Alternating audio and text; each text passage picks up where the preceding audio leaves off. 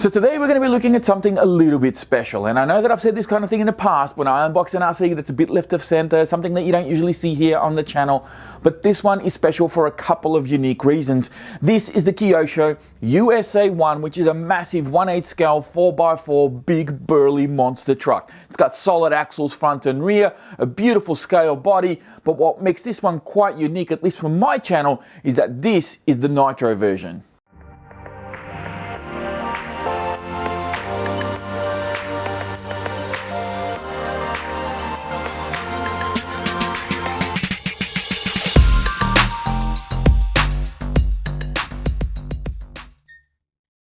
So first off, we're going to get some of this boring stuff out of the way, and this boring stuff is actually quite important if you are fairly new to Nitro or if this is even your first Nitro RC.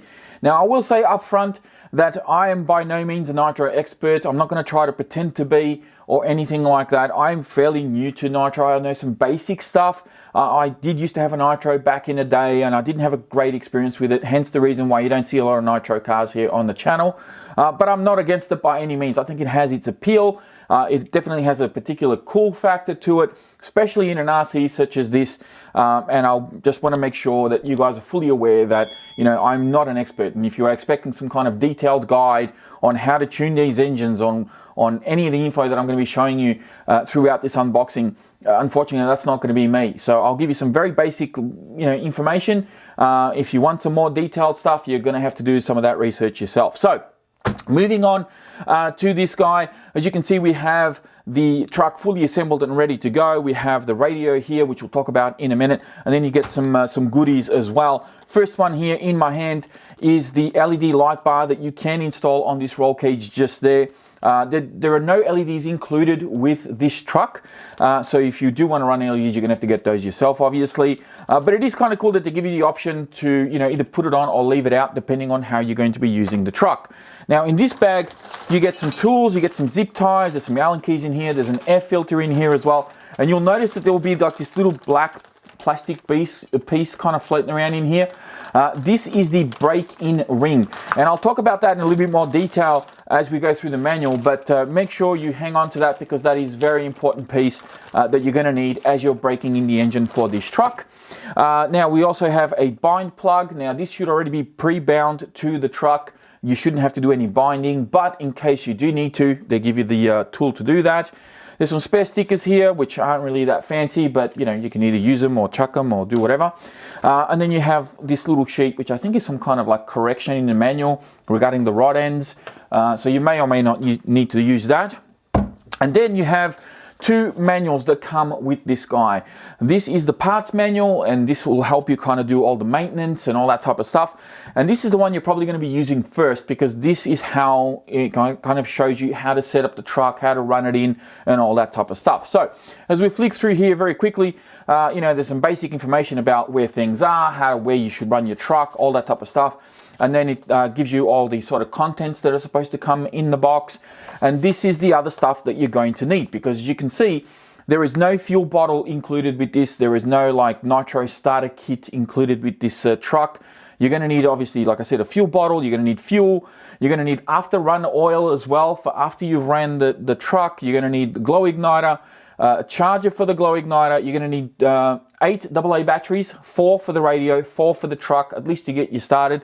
If you want to use rechargeable batteries for the truck, you can do that as well. But at the bare minimum, you're going to need 4 AA's and a couple of screwdrivers and stuff like that for you to obviously tune the engine as you're running it. So just bear that in mind, that you get the truck, but you are still going to need to get some additional components. As we flick through, some information about what's what, so you know what they call what, how to tune the engine, how to run it, information on the radio. And this is the page that you really need to look for when you are getting one of these, and it's the break-in page, because that break-in ring, which is that guy there, it needs to be mounted on the engine before you put the air filter in during the break-in process. The break-in process, as it says here, is 5 tanks. So you need to run 5 tanks through this engine first, and not going crazy revs with it. Let the thing run in, and then you can remove that brake-in ring, and then you'll get full power out of the engine. So that's all the information there. There's also, I think, some parts list or something like that at the back, some information about how to run the engine. Yeah, that's pretty much it. This is a very important manual. This one here, as I said, this is more for like your parts and maintenance and so forth. And the manual is actually really nice because it's as if the car actually came as a kit. They give you instructions on how to build every component in stages. So if you do need to do some maintenance on a particular part, you break something, there's a breakdown of each individual area and how it all comes apart, how it all goes back together. There's this thing which is like an A3 page of an exploded view of the truck with part numbers everywhere, so you know where everything goes. Really, really cool. And then you've got some more information here. And I think there's a parts list at the back here somewhere that I saw. There it is. There's this huge parts list. And yeah, lots of useful information. Parts list for the engine itself in case you break anything or you need to order components for that. Very, very cool. I really like the way that Kyosho have kind of set this up. It's, as long as you follow those instructions, you should be good to go. So moving on to the radio itself, this is actually not the first time that I've showcased this radio here on the channel. I actually got one of these when I unboxed the Kyosho Mad Van a few weeks ago. But essentially this one runs on 4AA's. It has a 3-position switch just here for a 3rd channel, but I don't believe it's actually hooked up to anything in a moment, so it's kind of a dead switch. The throttle trigger feels kind of nice. The little hook around the finger feels really nice and snug. I really don't have any complaints regarding that. The wheel is not sort of parallel to the radio. It's got a little bit of a kink to it, and that's done on purpose so your wrists kind of sit naturally as you're using the radio, and it feels really nice. I mean, I've used the one in the Mad Van, and it actually feels quite nice. And then on top here you have the usual trimmings that you'd expect from a quality radio like this. You have your steering trim here, steering dual rate, you have throttle trim on this side, and then throttle EPAs, which can actually help with brakes and adjusting the idle and everything else for the NITRO engine, which is kind of cool. Status LED lights just here, reverse switches for both your channels, and an on and off switch back here. And of course you got this rubber grip on the handle, which actually feels really nice. From my experience with this radio, this is actually really nice. No issues with range so far, no latency problems or anything like that. I'll say that this one is definitely a keeper. And here we are for the main event, but before we get started on the truck, I do want to take a minute to give a massive shout out and a huge thank you to Simon, who recently picked this up from NITRO Hobbies, which is where I work, and before he even took it out of the box, he openly offered to lend me the truck to do this unboxing here on the channel, which means that this is not my truck, and unfortunately I'm not going to be running it here either. Now Simon did say that this is his little pride and joy, and he may not run the truck himself. It's probably just going to end up being a bit of a shelf queen, but if he ever changes his mind, I'll be more than happy to follow him around and see this thing kick up some dirt and make some noise. So we never know what the future holds. Now, for those of you who might be wondering who Simon is, you may have caught him on the odd RC Carnage video in the past. He has popped up here and there, which is why we sort of know each other. And of course, he's a regular customer of NITRO Hobbies as well. So if nothing else, give the video a thumbs up and leave a comment down below, and let Simon know that we really do appreciate his generosity in lending me the truck to showcase here on the channel. Okay, so finally we have made it to the truck itself, and what a gorgeous truck this is. I mean, I can understand why Simon doesn't want to run this thing. It looks absolutely amazing, and to be honest with you all, it wasn't until I actually took it out of the box and had a proper look at this that I really understood why this truck has been so popular, because we did get quite a number of them at NITRO Hobbies, but they were all pre-sold, and I think we had one cancellation of the electric. I think it lasted about 2 days before somebody else snapped it up. So it's just been absolutely amazing. These things have sold out pretty much everywhere, and I am truly thrilled to actually have one of these in my hands and get a chance to show it off to you here on the channel. So let me bring it up close to the camera. We can have a bit of a better look at it, because it does look absolutely fantastic. You can see the engine sticking out of the bonnet there, or the hood, as some people would say. You got the plastic grille, you got LED light buckets front and rear, you got this beautiful chrome bumper with my fingerprints all over it. Sorry, Simon, I will clean that up for you. And then as we pan across the side, you can see that really nice chrome exhaust sticking out of the bottom there. Moving on, you can see the engine just there receiving some cooling, and of course you can see where the those LED light bars would kind of be mounted on just there. I love this clean matte finish that they've got going on the back of the body. It looks absolutely fantastic. And then of course you've got this really nice wheelie bar just there. Now the only thing I will say regarding the wheelie bar is that it sits really close to this bumper. And, you know, if you spin it as it is there, it actually spins freely because it just misses the bumper. But if you're going to do a wheelie, you know, there's going to be pressure mounting onto that. And I don't know if the camera will pick this up properly, but if I put some pressure and I try to move the wheel, you can see the bumper moving there. And I'm just putting a little bit of pressure on there. So I don't know if, you know, if you're going to run this, maybe you might want to cut a little bit of a slot in the bumper, or maybe raise the body posts up by one just to give that a bit more clearance. Because yeah, it is going to rub on that rear bumper, unfortunately.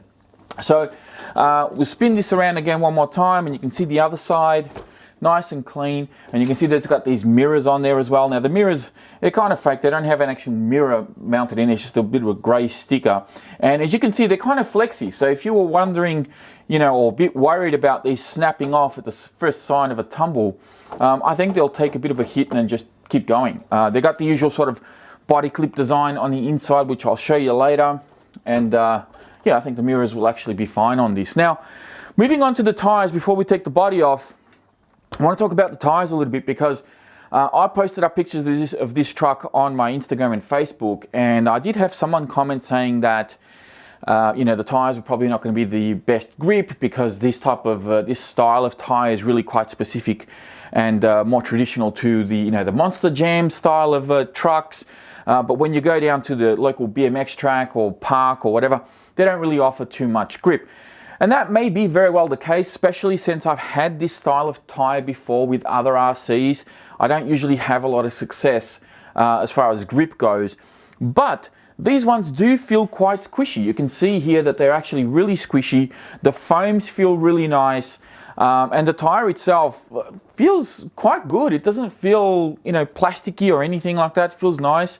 So who knows, maybe these could break the trend and might actually offer some decent grip. Now, if you don't have good enough grip, I think it's either J Concepts or Proline that it's one of those two that actually brought out a bit of a tyre and wheel combo for these style of trucks, for these solid axle monster trucks.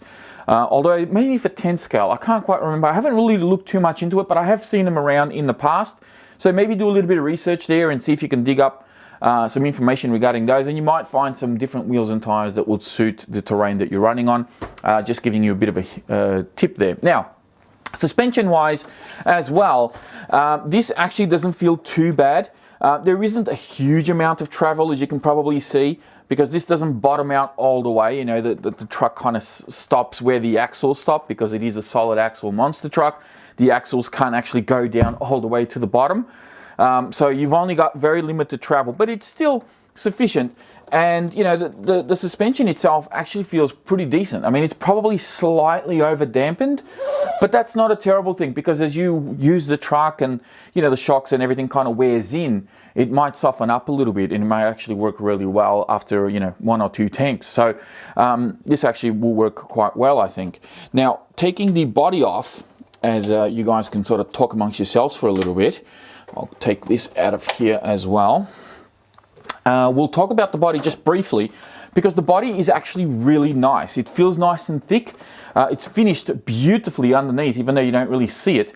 But you can see the light buckets there. You got 4 on each headlight. You got 1 for the tail light.